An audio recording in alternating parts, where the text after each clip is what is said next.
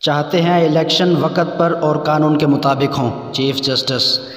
سیاسی جماعتوں کو ریگولیٹ کرنا اور شفاف انتخابات کرانا الیکشن کمیشن کی ذمہ داری ہے۔ Chief justice. سپریم کورٹ قرار دے چکی ہے کہ کوئی ادارہ اپنے فیصلے کے دفاع میں اپیل نہیں کر سکتا۔ وکیل حامد خان۔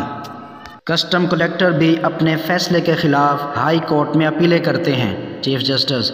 قابل سماعت ہونے کا سوال تو پھر پی ٹی آئی کی ہائی کورٹ اپیل پر بھی آئے گا۔ چیف جسٹس قاضی فیاض عیسیٰ۔ کیا الیکشن کمیشن اپنے حکم کا دفاع نہ کرے؟ چیف جسٹس قاضی فیاض عیسیٰ۔ کیا الیکشن کمیشن اپنے خلاف فیصلہ آنے پر سرنڈر کر دے؟ چیف جسٹس قاضی فیاض عیسیٰ۔ الیکشن کمیشن اپیل نہ کرے تو اس کے فیصلے بے معنی ہو جائیں گے۔ Chief justice.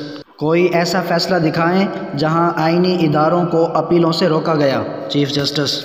الیکشن کمیشن کا انحصار آئین نہیں الیکشن ایکٹ پر ہے۔ وکیل حامد خان۔ آپ کی بات مان لی تو یہ آئینی ادارے کو ختم کرنے والی بات ہوگی۔ Chief justice. الیکشن لڑنے کا بنیادی حق ہر شہری اور جماعت کا ہے۔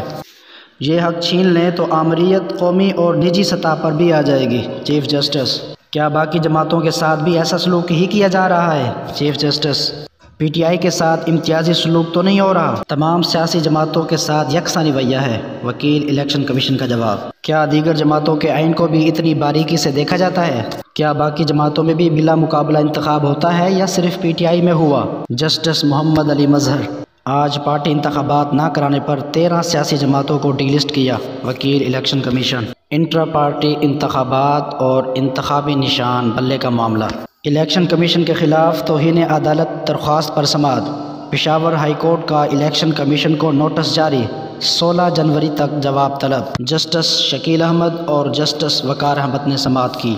پشاور ہائی کورٹ نے الیکشن کمیشن کو P T I certificate website پر شائع کرنے کا حکم دیا تھا۔ این اے 130 سے نواز شریف کو ٹکٹ جاری۔ این اے 123 سے شہباز شریف الیکشن لڑیں گے۔ مریم نواز این اے 119 اور پی پی 159 سے انتخابات میں حصہ لیں گی۔